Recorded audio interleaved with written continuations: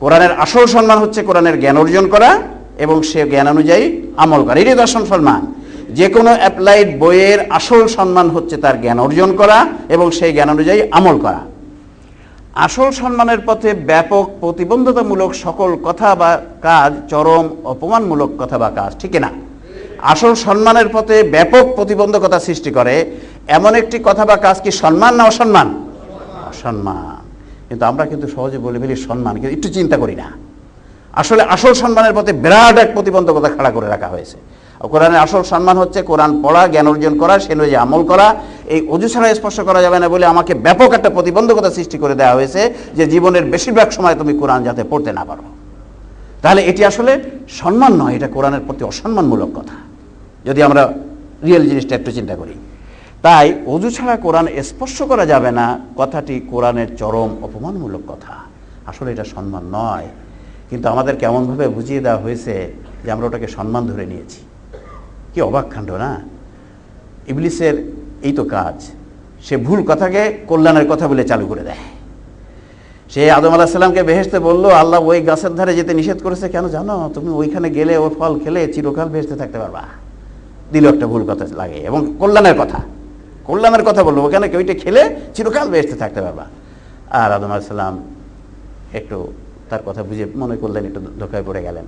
তাহলে শয়তান এইভাবেই কাজটি করে, ঢোকে এইভাবেই, বলে তোর এতে লাভ আছে, ও তো কোরআনের সম্মান, অজু ছাড়া করা তো অসম্মান। আর আমরা ওইটাকে অসম্মান ধরে নিয়েছি। কিন্তু একটু যদি চিন্তা করে দেখি, না, এই কথাটা আসলে কোরআনের চরম অসম্মান। আসল সম্মানের পথে বিরাট প্রতিবন্ধকতা সৃষ্টি করে রেখেছে। কাজেই সম্মানের দৃষ্টিকোণ থেকে বলা যায় যে অজু ছাড়া কোরআন স্পর্শ করা যাবে না কথাটি কোরআনের সম্মান করা নয়, কোরআনকে অসম্মান করা। বলা যাবে কিনা? অন্য গ্রন্থের সাথে পার্থক্যের দৃষ্টিকোণ, অন্য গ্রন্থের সাথে সকল দিক দিয়ে কোরআনের পার্থক্য আছে না? কোরআনের অন্য গ্রন্থের সকল গ্রন্থের সাথে কোরআনের পার্থক্য আছে। অন্য গ্রন্থ মানুষের লেখা, কোরআন আল্লাহ। অন্য গ্রন্থে ভুল আছে, কোরআনে ভুল নাই। তাহলে এমন কোরআনের সাহিত্যমান অন্য গ্রন্থের সাথে তুলনা হয় না।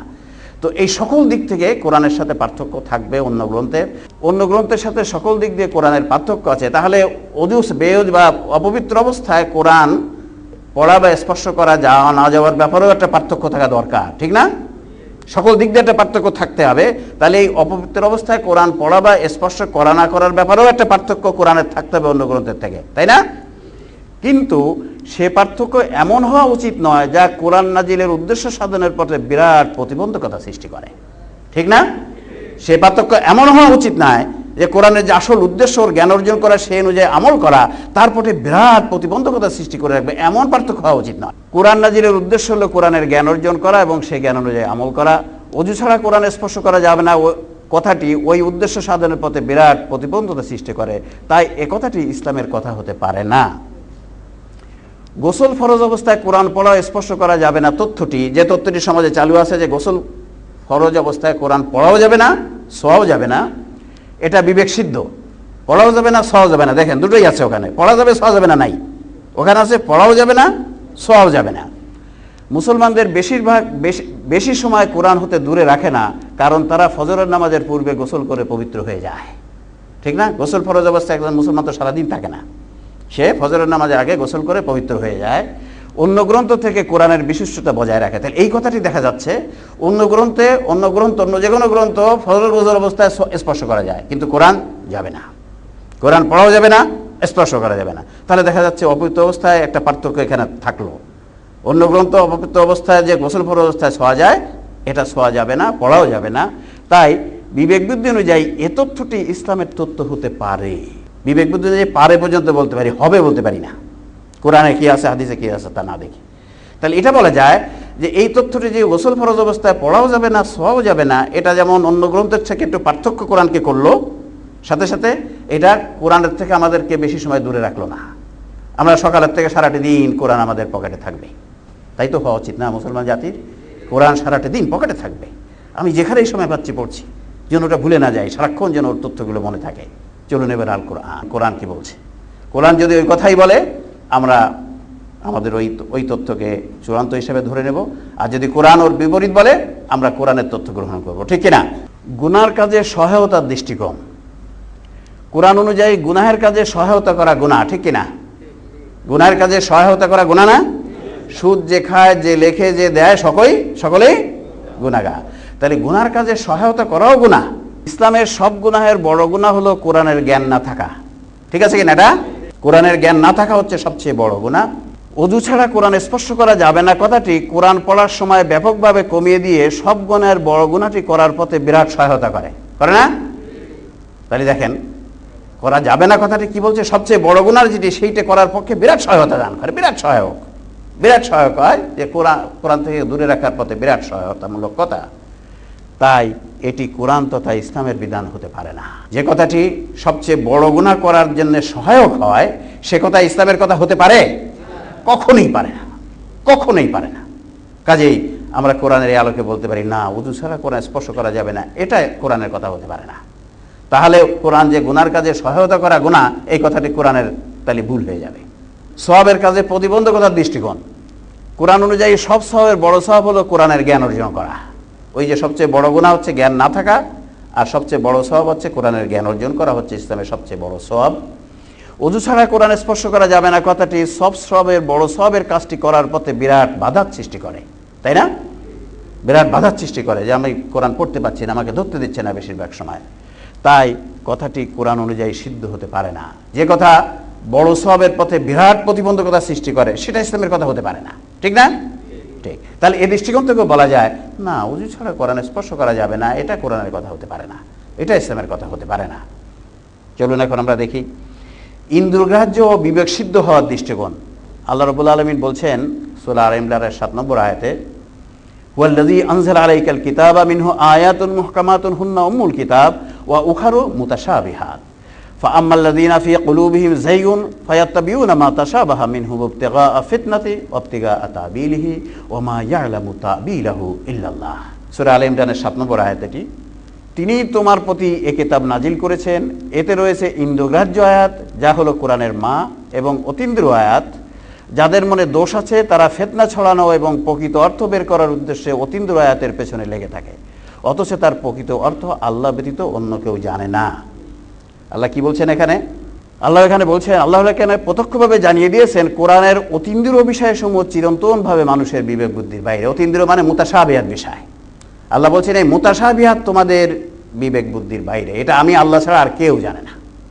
তাহলে আল্লাহ বলে দিলেন যে মুতাশাবিহাত আয়াত যেগুলো আছে এইগুলো হচ্ছে তোমাদের বিবেকের বাইরে, তোমাদের বুঝের বাইরে, তোমাদের বিবেকের বাইরে, যুক্তির বাইরে। এরা তোমাদেরকে আমি যেভাবে কোরআনে বলেছি সেভাবে মেনে নিতে হবে। যেমন আল্লাহ বলছেন যে জিবরাইল আলাইহিস সালাম বলে একজন ফেরেশতা আছে, জিবরাইল, উনি কোরআন নিয়ে এসে মুহাম্মদ রাসূলুল্লাহ সাল্লাল্লাহু আলাইহি ওয়াসাল্লামের কাছে নিয়ে আসেন, এইভাবে কোরআন নাজিল হয়।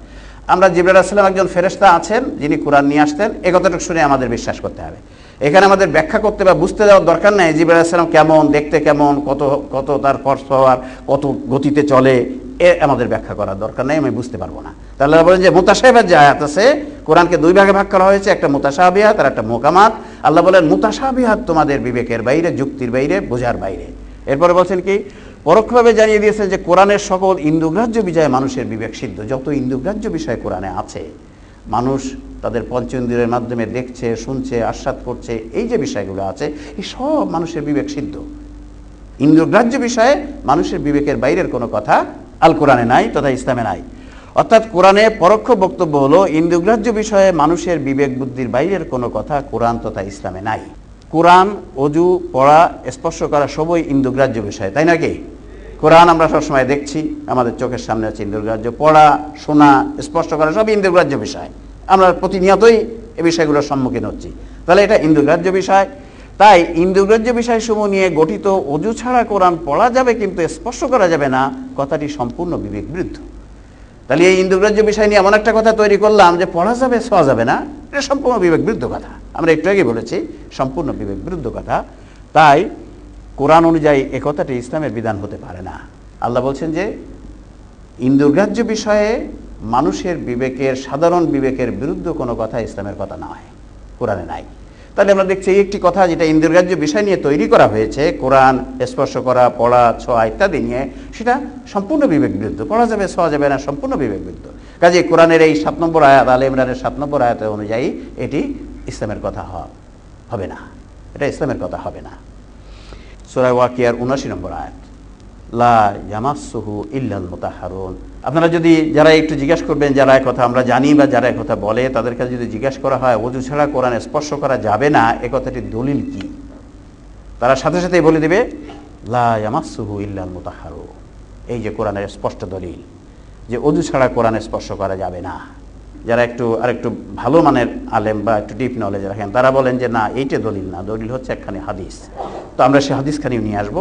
তবে অধিকাংশ মুসলমান জানে যে কোরআন স্পর্শ করা যাবে না ওযু ছাড়া, তার দলিল হচ্ছে সূরা ওয়াকিয়ার ৭৯ নম্বর আয়াত, আর সেই আয়াতখানি হচ্ছে লা ইয়ামাসসুহু ইল্লাল মুতাহহারুন। এই আয়াতের অর্থ হচ্ছে মুতাহহারুন ব্যতীত ওই কোরআন কেউ মাস করতে পারে না।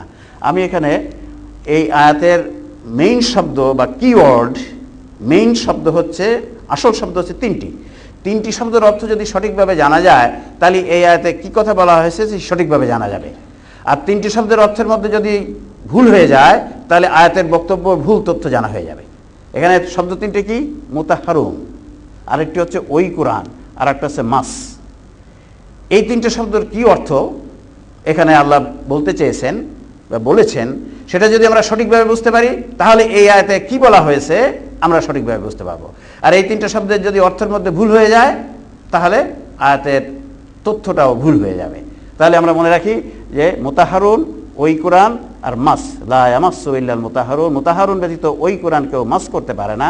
আয়াতখানির প্রকৃত ব্যাখ্যা তিনটি শব্দের সঠিক অর্থ নির্ধারণের উপর নির্ভর করে। মুতাহহারুন, ওই কোরআন আর মাস আমরা অলরেডি বলে ফেলেছি। শব্দ তিনটির গ্রহণযোগ্য দুটি অর্থ আমাদের বাংলাতেও আছে, ইংরেজিতেও আছে, আর সব ভাষায় আছে। একটি শব্দর একের অধিক অর্থ হতে পারে, তাই না? আছে না? বাংলা ভাষায় অনেক শব্দ আছে তার দুটো বা তিনটে বা ততোধিক, তার সে অধিক অর্থ হয়। এরকম শব্দ সব ভাষাতেই আছে। তাহলে এই যে মুতাহহারুন শব্দের আরবি ভাষায় বেশ কয়েকটি অর্থ হয়, তার দুটি অর্থ আমরা এখানে নিয়ে আসছি। একটা হচ্ছে নিষ্পাপ ফেরেশতা হতে পারে, অথবা ওযু গোসল করে পবিত্র হওয়া মানুষও হতে পারে। এই দুটি অর্থ হতে পারে মুতাহহারুনের। আবার ওই কোরআনের অর্থ হতে পারে কি? পৃথিবীর কোরআন অথবা লৌহ মাহফুজের কোরআন, তাই না? পৃথিবীতে কোরআন আছে, আবার লৌহ মাহফুজে কোরআনের মেইন কপিটা আছে না? আছে। তাহলে মুতাহহারুনের দুটো অর্থ হতে পারে। একটা ওই কোরআনের দুটি অর্থ হতে পারে, যে পৃথিবীর কোরআনও বোঝানো হতে পারে, অথবা লৌহ মাহফুজের কোরআনও বোঝানো হতে পারে। মাস শব্দটির আরবি ভাষায় কোরআন শরীফে বিভিন্ন অর্থ ব্যবহার করা হয়েছে। আমরা সব অর্থে না, যে দুটি অর্থ আমরা দেখি, স্পর্শ করা হতে পারে, ধারে কাছে যাওয়া হতে পারে। তাফসিরের নীতিমালা অনুযায়ী একটি আয়াতের কোনো শব্দের দুটি অর্থ হলে, দুটি বা দুটির অধিক অর্থ হলে, সেটিই গ্রহণ করতে হবে যেটি নিম্নের বিষয়গুলোর সাথে সামঞ্জস্যশীল হবে। যদি একটি শব্দের দুই বা তার চেয়ে বেশি অর্থ হয়, তাহলে কোন অর্থটি নেব? উসুলে তাফসির বা তাফসিরের নীতিমালাটা কি দেখতে হবে? আগের ও পরের আয়াতের বক্তব্য দেখতে হবে, যে আগের আয়াতে কি বক্তব্য আছে, পরের আয়াতে কি বক্তব্য আছে। আবার দেখতে হবে অন্য আয়াতে কি বক্তব্য আছে ওই বিষয়ে অন্য আয়াতে কি বক্তব্য আছে। আবার দেখতে হবে শানে নজুলটা কি, সেটাও দেখতে হবে। আবার দেখতে হবে হাদিসের বক্তব্য কি, সেটাও দেখতে হবে। আবার দেখতে হবে সাহাবায়ে কেরামগণের বক্তব্য কি, এ পর্যন্ত এদিকেও আমরা যেতে পারি। তাহলে এই হচ্ছে উসুলের তাফসিরের নীতিমালা, যে কোনো একটি আয়াতের একটি শব্দের যদি দুই বা তার থেকে একটি অর্থ যদি হয়, তাহলে তো অন্যদিকে যাওয়ার স্কোপ নাই। কিন্তু দুই বা তিন চারটে যদি অর্থ হয়, তাহলে কোন অর্থ নেব? তো উসুলে তাফসির এটা সবাই এটা জানেন, যে আগের এবং পরের আয়াতের বক্তব্য দেখতে হবে, অন্য আয়াতের বক্তব্য দেখতে হবে, শানে নজুল দেখতে হবে, হাদিসের বক্তব্য দেখতে হবে, সাহাবায়ে কেরামগণ কি বলছে তাও দেখতে হবে। যদি এই দিক থেকে সমাধান না হয়, তাহলে আমরা আস্তে আস্তে নিচে নামবো। চলুন আমরা একটু দেখি।